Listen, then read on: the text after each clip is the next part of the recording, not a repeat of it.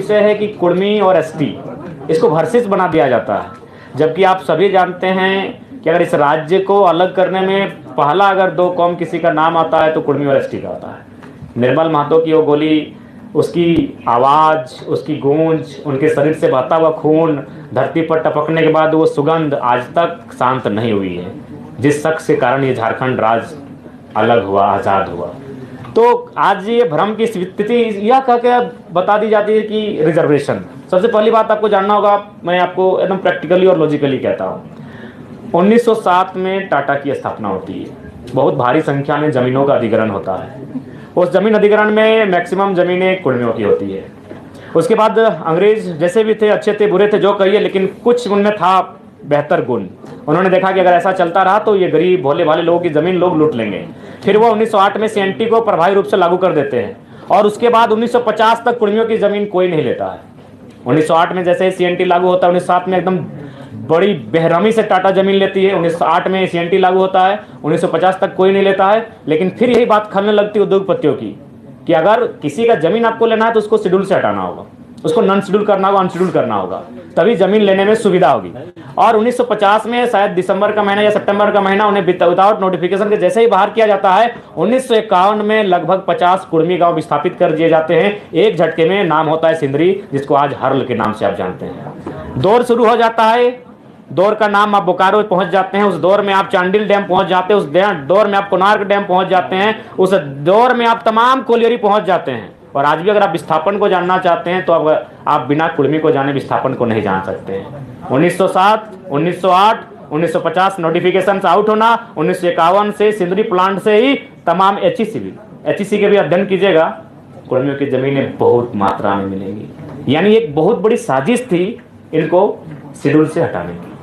अब देखिए विवाद ये होता है कि ये कौम अगर यहाँ एंट्री करती है तो इससे आदिवासी जो कौम अभी यहाँ है, अच्छा उसके बाद लोग तर्क देते हैं पहले 32 थे अब 36 हो गए, बाकी जो 4 हैं किन्हीं ने अपोज नहीं किया, लेकिन इनको लगता है कि नहीं ये थोड़ा सा आबादी में ज़्यादा है। तो मैंने बार बार कहा कि एक रास्ता तैयार कीजिए। भारत एक ऐसा देश है जहाँ पशु पक्षियों का अधिकार है।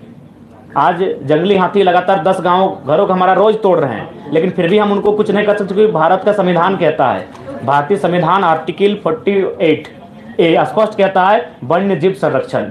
तो जिस देश में जीव जंतुओं को जीने का अधिकार है, अगर ये कुर्मी कौम जो आज धराशायी होने को, आज जिसने इस झारखंड को बनाने के लिए अपना सर्वस्व दे दिया, आज अगर वो एक अपनी पहचान मांग रहा है तो एक विकल्प का रास्ता तैयार कीजिए कि विवाद ना हो। इसीलिए मैंने जोर दिया कि 2016 से पहले ईडब्ल्यूएस नहीं था, एक नया कॉलम आया, देश ने स्वीकार किया, आप एक नया कॉलम लेकर आए, फार्मिंग ट्राइब्स, एग्रीकल्चर ट्राइब्स, कुछ भी नाम दीजिए, और एक नए कॉलम के साथ एक नया सुरक्षा उनको दीजिए, क्योंकि वो कौम खेतीहर है।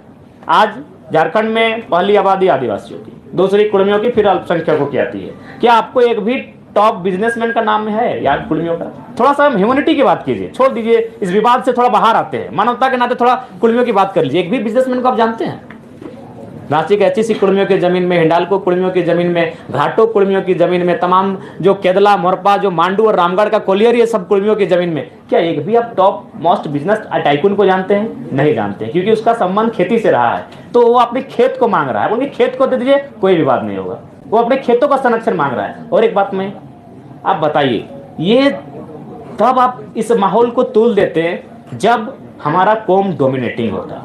आबादी में हम दूसरे नंबर पर हैं, एकल की बात करेंगे तो पहले नंबर पर हैं। उसके बाद भी हमने एक भी हमारा व्यवहार बताइए डोमिनेटिंग का, जबकि हमारे साथ तो साजिशें आज भी हो रही हैं। उदाहरण के लिए इंद्रजीत महतो, उदाहरण के लिए जगन्नाथ महतो। इस कोरोना काल में 2 ही नेता डैमेज में, दोनों कुर्मियों के बेटे क्यों भैया? क्या कभी मीडिया ने सवाल किया? क्या आपने कभी चिंतन किया?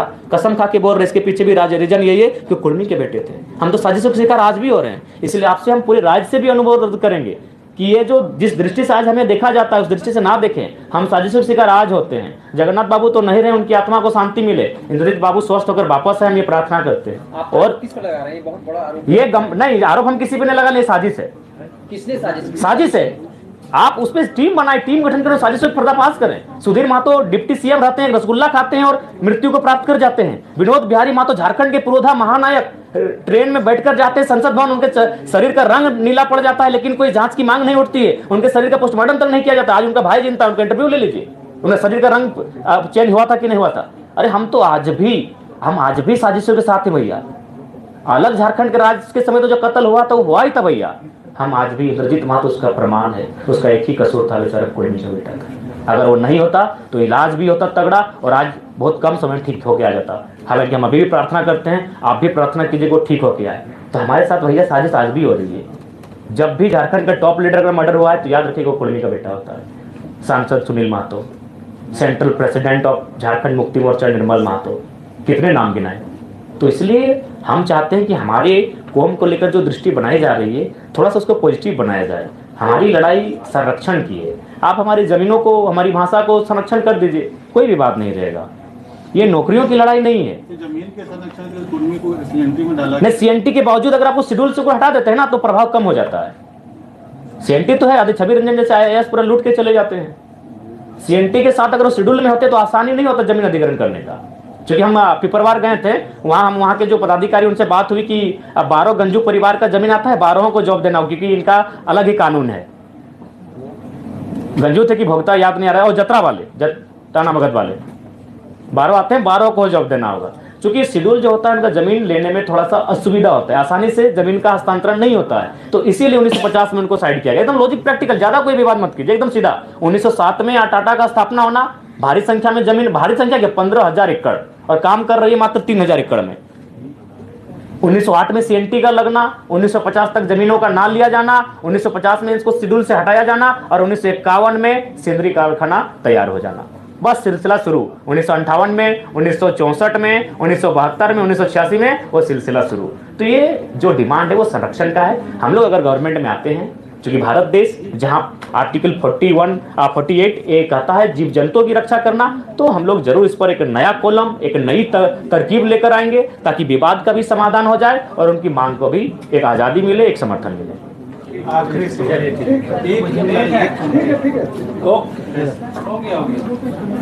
जी सर, यहाँ 1 बजे का समय था, 2 बजे के बाद सर हम माफ़ी चाहते हैं।